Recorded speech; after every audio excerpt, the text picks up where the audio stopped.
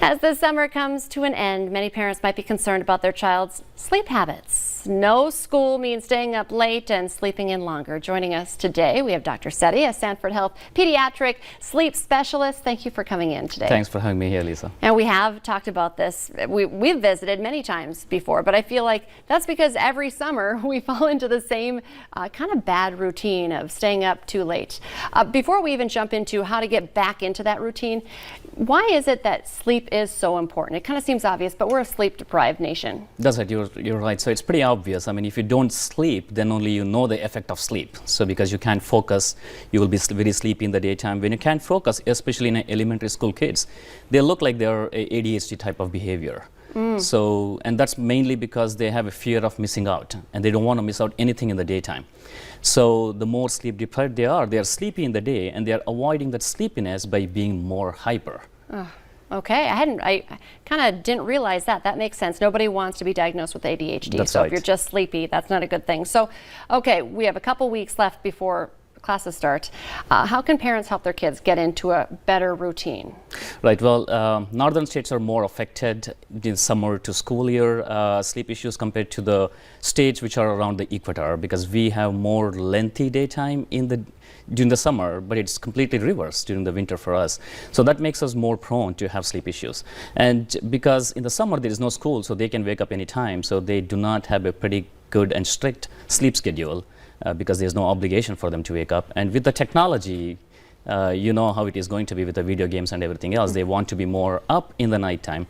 So this messes up completely with their sleep schedule. So what happens is gradually the brain tries to sleep later and later because it has to sleep for a good duration of time. So they tend to wake up later and later.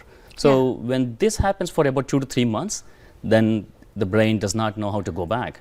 So it's better for them to change this habit about 2 weeks before. And today is August 16th, so I think today is the right day to change. They have about a couple of weeks before the school starts. So the best thing for them to do is gradually go backwards with their bedtime, keeping their wake-up time to school time. Like most kids, they wake up at 7 a.m. to 7:30 a.m. So right from tomorrow morning, it's best for them to wake up at 7:30. They can go to bed anytime they feel comfortable. But every night, when they're going to bed, they go backwards only with the bedtime. So they get longer and longer sleep duration every day until the school starts. Okay, well that's an easy way. Just start it right away, even if it's a little painful. They have to start getting up at school time, school start time. Okay, so you mentioned this, electronics at night.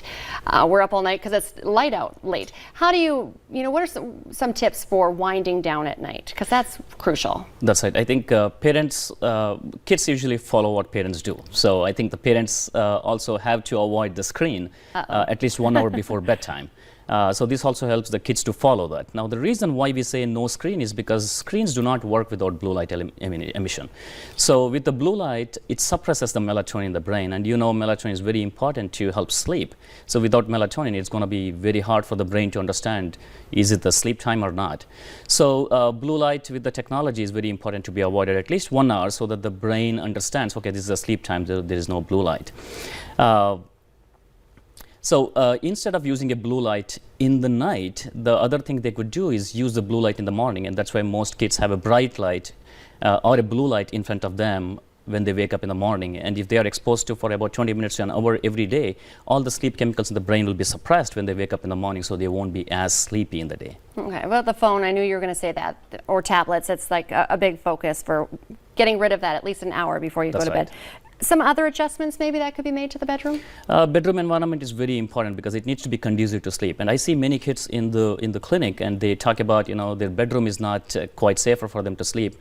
Probably they see a shadow which is very scary for them. So it's very important for them to understand that bedroom environment should be very conducive, and with that it comes the temperature. So colder temperature is always better for the brain to sleep better. So warmer it is, the brain cannot sleep very well. There will be a lot of sleep fragmentation.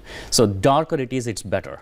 Now we also talked about the blue light. It's not only the blue light with the technology, even if they have a blue light which is a night light, and that is not appropriate because sometimes kids have a projected blue light like a Spider-Man or something like that onto their ceiling. It's still a blue light, so that shouldn't be happening. And then with respect to the sound, quieter it is, it's better.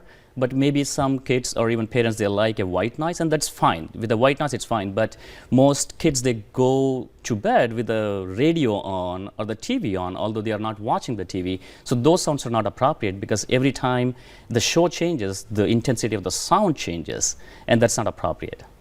All of these tips, great for kids, great for adults too, though. So I'm That's going right. to, take some of this advice, because we all need more sleep. Doctor, thank you so much for coming in. Such an important discussion as we head back to class. Thank you very much for having me here. Stay with us. Coming up next, we're going to head back out to Rose Creek Golf Course. Don't go anywhere.